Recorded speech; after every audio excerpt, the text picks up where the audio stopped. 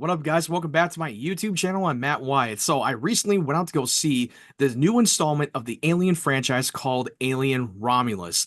Now, this movie is really about a group of mine workers who are set out on a heist mission to steal a highly regulated equipment out in the Romulus space station until they come across the xenomorphs and everything escalates. Now, before going into this movie, the Alien franchise was at the tipping point where it was pretty much dying, even after the biggest fallout of Alien Covenant.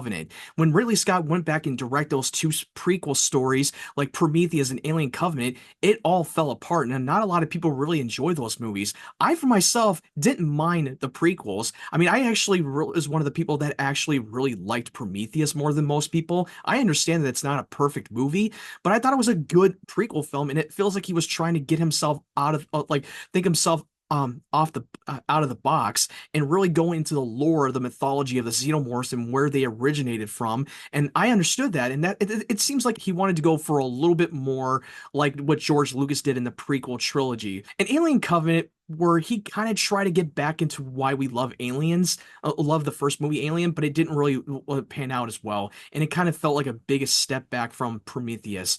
I'm not going to say that Prometheus was a perfect movie, don't get me wrong, but I thought it was a really decent film, and I didn't think it deserved to get hated.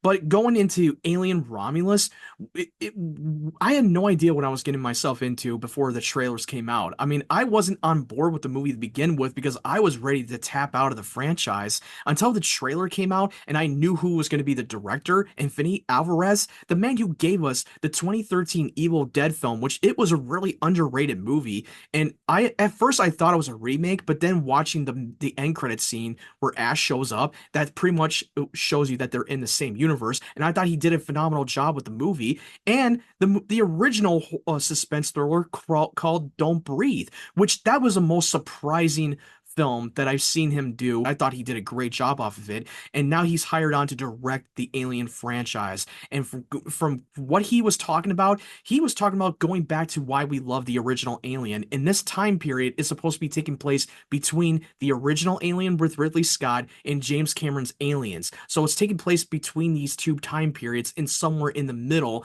And I loved that we were able to get us into the atmosphere of why we love the original Alien so much. He was literally going back to what worked. We were going back into the more of the horror aspect, and that's what this film really did.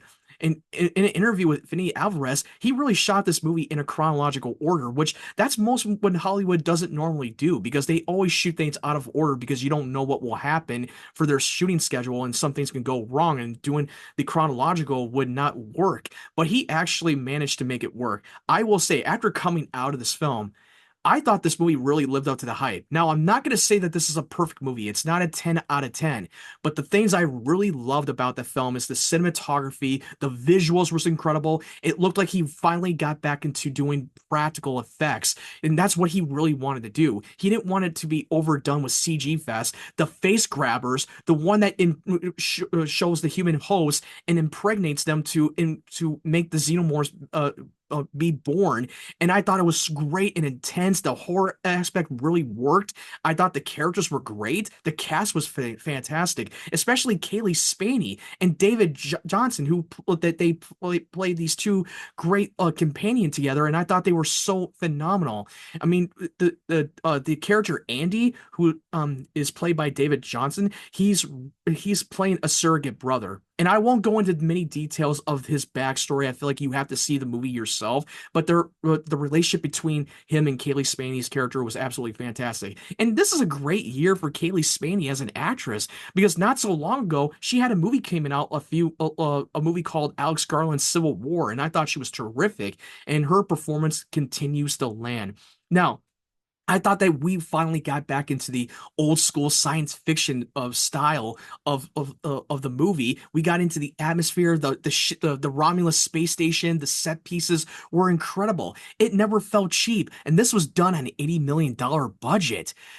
Hollywood the studio was really learning their lessons to not overspend the budget, especially overspend the marketing, like hiring heavy hitter actors. They went and hired some unknown talents. I mean, the only only known talent that we see is Isabel Merced and Cailee Spaeny. There is the two well-known actresses that we know in Hollywood today, and I thought they were great. I mean, Cailee Spaeny is definitely an incredible actress, and I thought she really put on a believable performance. And like I said, the production value was incredible, and like 20th Century Studios and Disney really learned the lesson to not put this out on streaming because originally Alien Romulus was originally supposed to go to Hulu and it's supposed to be a Hulu streaming, just like that they did a couple of years ago with the movie called Prey, which is supposed to be a Predator prequel.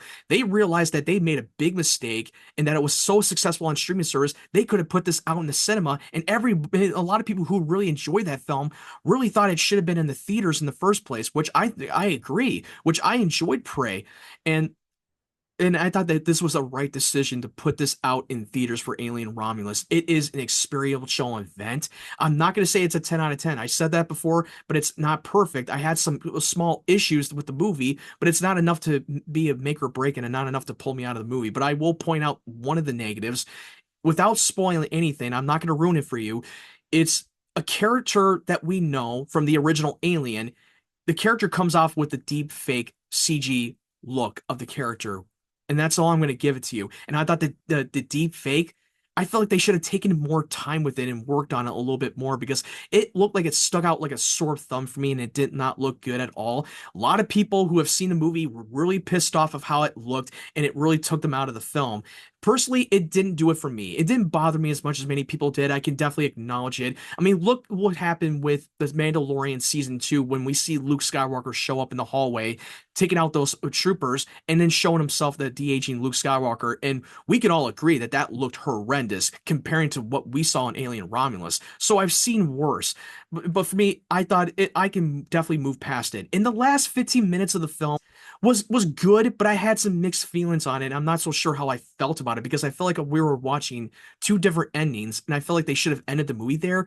But then, to be fair, they did the same thing with James Cameron's Aliens when we sort of had two different endings. And you know what? It's passable. Maybe when I go back and watch this movie again, I might have a different attitude coming out of it and I might change my opinion, but I thought it really, like, I can really get past it, to be honest with you. The music score, I was very impressed. I don't know who did the music score. I had to look that up later, but it really, the music was very moving and it felt like we were back into that old school Alien universe, and the technology that they put in the movie, without giving away too much, they went back to doing the retro tech that we saw in the first two Alien film, and I thought it worked. Even though it's not going to be a heavy action film like James Cameron's Aliens, but in the third act, it really delivered some of the action set pieces, and it felt right, and it never felt like it was overdone. They never tried to make it more of like a spectacle over characters. They put the characters first, and the body count. There's a lot of death scene in this movie. Spoiler alert.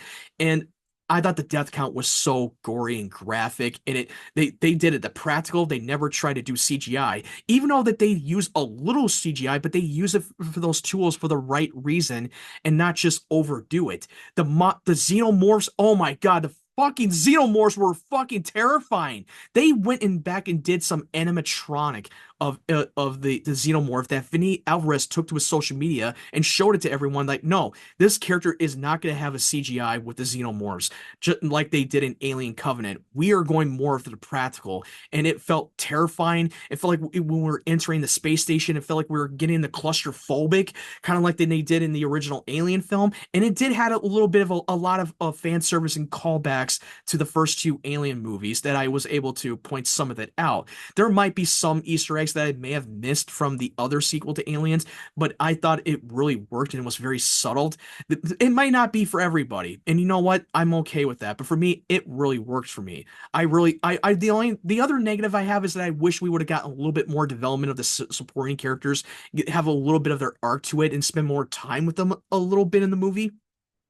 But overall, this is a win for this legacy prequel sequel of an IP. I mean, I'm not gonna lie. I mean, as much as I love the movie Twisters that came out this earlier this year, I kind of preferred Alien Romulus as a better film in my opinion, but I still love Twisters for what it was. It was a fun and entertaining movie, but this one kind of felt like more of a better made movie. And at the end of the film, you know what?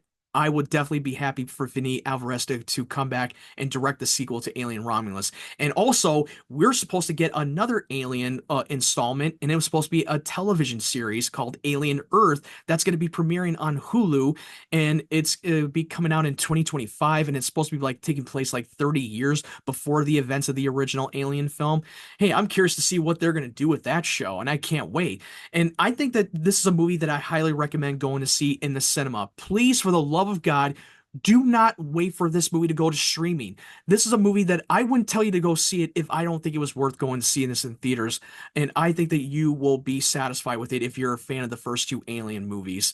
But hey, if it didn't work for you, then it didn't work for you. It's all subjective. I mean, don't let some of the negative reception on social media for people who have seen it didn't really like it. Don't let that ruin your experience. Just go with an open mind and judge it on its own merits for what the film is.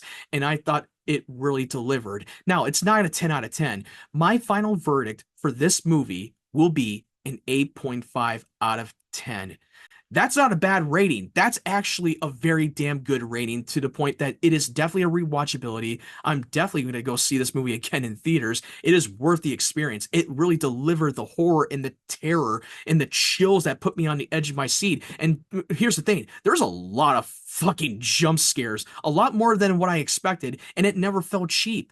It never felt cheap jump scares, and it wasn't there for the sake of it. It felt right. The subtlety when the xenomorph comes up onto behind the person, I was getting fucking chills like, oh my God, here he comes. Oh man. Now, thank you guys so much for watching my video. If you like this video, make sure you hit the like button for the thumbs up. Make sure you hit that subscribe button for more of my videos. And my goal is to reach 500 subscribers. And if you want to follow my social media links, the link tree will be down in the description down below. Thank you guys for watching my video. I hope you have a great day, great evening, wherever you're from, and stay tuned for more.